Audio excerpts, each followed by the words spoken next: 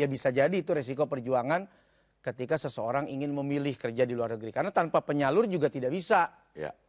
Dia harus melewati kayak umroh lah. Orang umroh aja kan pergi sendiri juga rada sulit.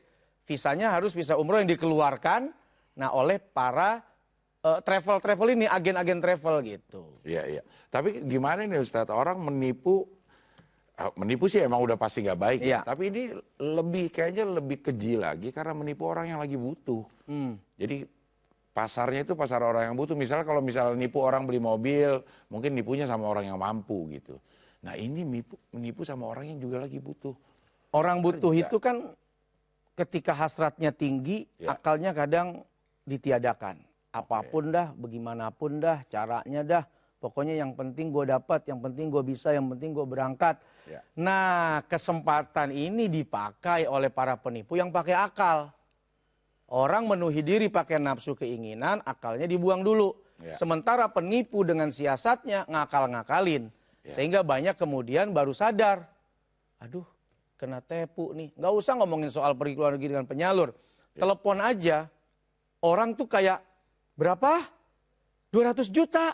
Iya, ibu mendapatkan hadiah 200 juta dari bank anu dengan syarat ibu harus bayar masuk ke link. Gue nambok dong cepet. Rugi, iya, tapi bisa jadi dibayar juga.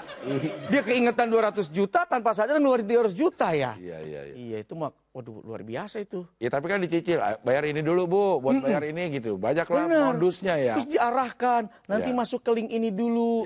Terus kemudian nanti tekan ini, lalu kemudian kirimkan pesan ini, masukkan. Wah, nggak taunya akses bank kita, akun kita masuk, habis dipretelin semua duit kita. Itu banyak terjadi.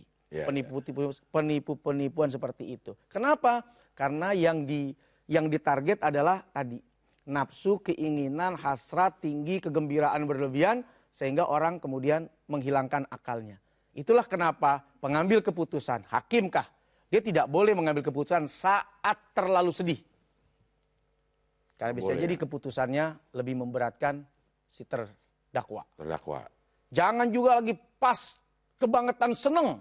Akhirnya meringankan terdakwa. Dan itu melahirkan ketidakadilan bagi si penuntut. Dalam keadaan yang tenang, keep calm, keep cool. Jangan ngambil keputusan saat terlalu senang, jangan ngambil keputusan saat terlalu sedih. Karena di situ akal tidak lagi bermain. Yang bermain adalah nafsu. Kalau ada orang jahat itu pasti penuh perhitungan dengan akalnya. Nah itulah kenapa kemudian tadi saya cerita melanjutkan.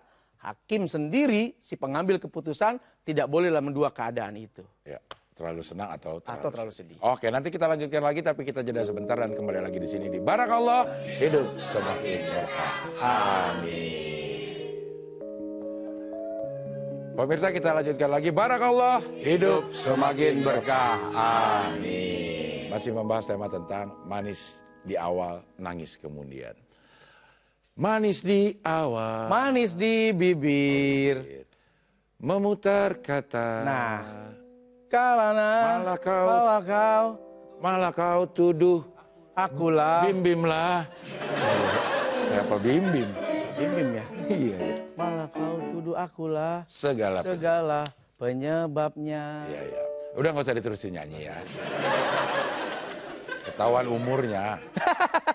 Ini ada pertanyaan dari Instagram nih Ustadz. Dari DNA Eka _. Assalamualaikum Ustadz. Waalaikumsalam. Seringkali manusia gampang berbohong dan berjanji seperti teman yang selalu kelupaan bawa dompet tiap jajan. Dan selalu bilang pakai uang lo dulu ya, nanti gue ganti. Walaupun jajanan tersebut terbilang kecil, tapi dia tidak pernah ada rasa sadar untuk membayarnya. Bagaimana cara menyadarkan teman yang seperti itu Ustadz? Pakai uang lo dulu deh. Ntar ketemu impas, gitu.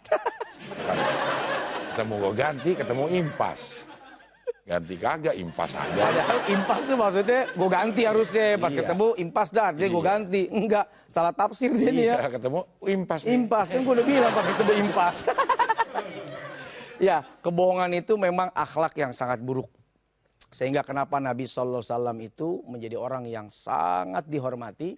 Karena beliau al-amin, orang yang amanah, sangat bisa dipercaya, siddiq segala ucapannya, perkataannya, semua mengundang dan mengandung kejujuran. tidak ada kebohongan di dalamnya. Apalagi kebohongan yang dilahirkan dari rasa keinginan untuk menipu orang lain. Ya. Bahkan satu waktu Nabi ketika lewat dalam sebuah pasar, Nabi kemudian melihat ada gandum. Kemudian diciduk oleh Nabi ke dalam, tuh Basah. kok basah? Ya. Tanya, kenapa ini? Kok bisa basah di atasnya kering? Iya, kena air hujan ya Rasul. Ya. Kenapa yang basah tidak kau taruh atas? Agar orang tahu bahwa kau punya gandum itu dalam keadaan basah. Minimal kualitas pasti berubah. Atau beratnya jadi bertambah. Ya. Karena ada unsur air di dalamnya.